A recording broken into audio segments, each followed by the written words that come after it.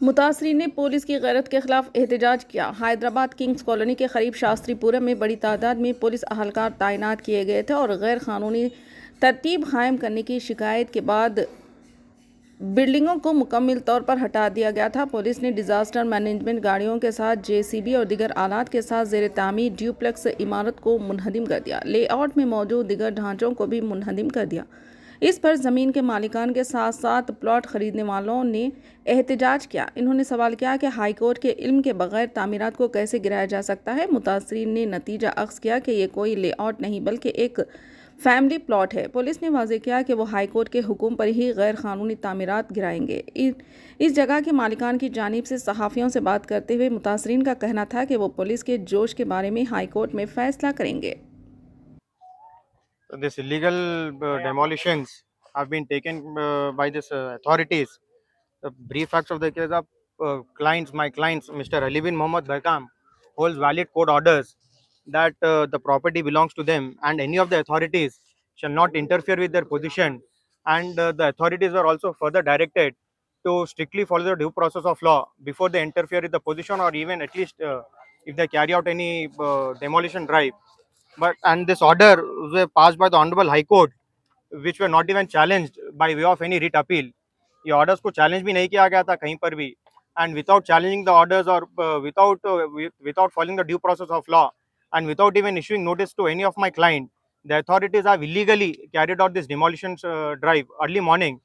यहाँ पर high court से स्ट्रिक्ट डायरेक्शंस थे कि due process of law is to be followed, और बगैर कोई नोटिस दिए या बगैर इन्फॉर्म करे सेकेंड सैटरडे के दिन अर्ली मॉर्निंग 6 o'clock को 7 o'clock को अथॉरिटीज पूरे मतलब हमारे क्लाइंट्स को इमीडिएटली इन्फॉर्म करे कि बाहर निकल जाओ, and they have carried out the illegal demolition drive.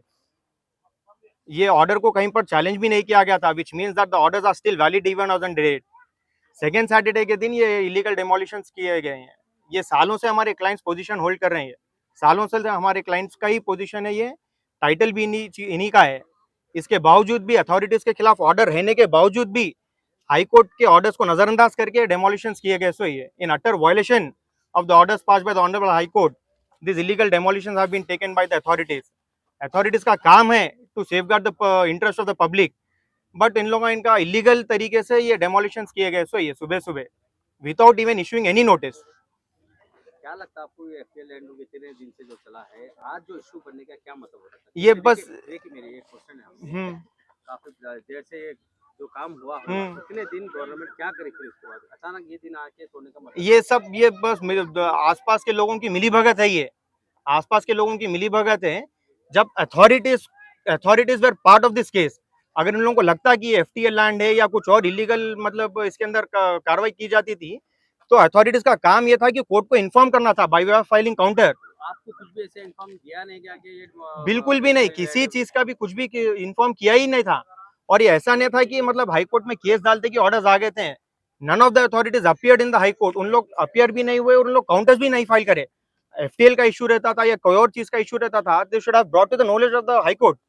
बगैर किसी चीज को इन्फॉर्म करे, that means there was no FTL issue. और जो भी एफटीएल का इशू रहता था, किसी भी चीज का इशू रहता था, अथॉरिटीज का काम यह है कि इन्फॉर्म करना या नोटिस देना। Without issuing notice in utter violation of the honourable high courts order, ये इलीगल कंस्ट्रक्शन करना ये बहुत गलत बात है। ये टोटल कितना आपका कितना यहाँ पर प्लाट था? 6 एकर्स का था ये पूरा। 6 एकर्स का ये एक ही फैमिली का इशू है। ये इंटरनल फैमिली है, ये पूरी इंटरनल फैमिली इसके उसमें, ये एफटीएल का नहीं है, कुछ भी नहीं है। ये लैंड वेटलैंड अथॉरिटीज के अंदर आती बोलकर सुना है? नहीं है साहब। अगर अथॉरिटीज के अंदर आती भी थी तो ये चीज जब हाईकोर्ट के पास जब नहीं, जब ये अगर ये एफटीएल के उसमें आता भी था तो ये हाईकोर्ट के नॉलेज में लाना चाहिए था ना। इरिगेशन डिपार्टमेंट ये रिट पिटीशन में पार्टी है, एचएमडीए रिट पिटीशन में पार्टी है, म्युनिसिपल अथॉरिटीज पार्टी है, पुलिस वाले पार्टी है। तो ये कोई भी अथॉरिटी हाईकोर्ट के नॉलेज में क्यों नहीं लेके आई कि अगर ये है ना, अगर से एफटीएल में आती थी तो हाईकोर्ट के सामने काउंटर में बताना था ना कि एफटीएल की प्रॉपर्टी है ये। बोल के ये 2022 में लुबना सरबत के नाम से एप्लीकेंट है। हाँ, ये नेशनल ग्रीन ट्रिब्यूनल की जानिब से हाँ, ऑर्डर आया था कि एंक्रोचमेंट चल रहा बोल के। हाँ, हाँ, नहीं वो ये हमारा जो ऑर्डर है 2023 का ऑर्डर है। तो मतलब जो फाइनल ऑर्डर रहता है, जो लेटेस्ट ऑर्डर रहता है, दैट विल बी सब्सिक्वेंट, हर एक के ऊपर लागू रहता है ना वो ऑर्डर्स। जिस किसी का भी रहता है, अगर उन लोगों को दिक्कत थी अगर ये ऑर्डर से इम्प्लीट करना चाहिए था ना, तो एटलीस्ट ये रिट अपील, ये जो रिट पिटिशन का जो ऑर्डर आया था, this should have been challenged by way of filing writ appeal. लेकिन यहाँ पर जो कंस्ट्रक्शन हो रहे थे, हाँ। ये रजिस्टर्ड थे या नोटरी पर थे? सब रजिस्टर्ड थे। मतलब ये पोजीशन एक ही फैमिली का है ना ये, तो there is no subsequent actions which have been taking place by the families. एक ही फैमिली के पूरे शेयर कर एग्जैक्टली, यस यस यस। कोई प्लाटिंग नहीं किया नहीं नहीं नहीं नहीं नहीं, दिस प्लॉटिंग किसी भी चीज की नहीं हुई। ये सेम फैमिली एग्जिस्ट करती हुई है, ये सेम फैमिली है जो है ना कई सालों से जो पोजीशन होल्ड कर रही है ना, ये वही फैमिली है जो पोजीशन होल्ड कर रही, वही फैमिली पोजीशन पर है, वही फैमिली के फेवर में ऑर्डर्स आए हुए हैं, हर चीज अथॉरिटीज के नॉलेज में है। किसी भी चीज का अगर किसी को भी कुछ भी परेशानी रहती थी, हाईकोर्ट के नॉलेज में लाना चाहिए था ना। वो authorities were party to the writ petition, authorities were party to the writ petition. ये रिट पिटिशन फाइल होता है जनवरी में और इसके ऑर्डर्स आते हैं मार्च में। 3 महीने तक ये ऑर्डर्स, 3 महीने तक ये रिट पिटिशन पेंडिंग था।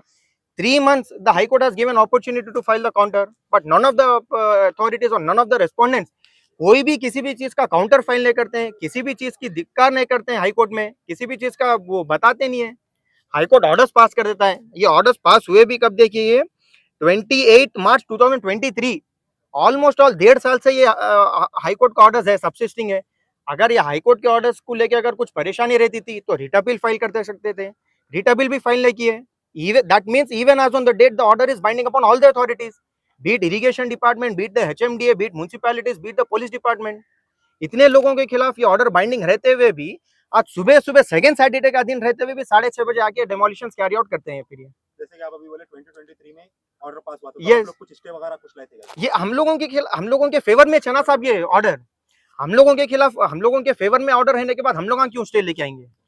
ये ऑर्डर्स तो अथॉरिटीज के खिलाफ है। अथॉरिटीज रिट अपील फाइल नहीं करते हैं और कुछ नहीं करते हैं, और सेकेंड सैटरडे के दिन 1.5 साल के बाद FTL बोलते हैं या इरिगेशन डिपार्टमेंट बोलते हैं, कुछ भी बोलते हैं, 6:30 बजे आके इमीडिएटली है ना डिमोलिशन करते हैं। ये any of this will follow its own process then.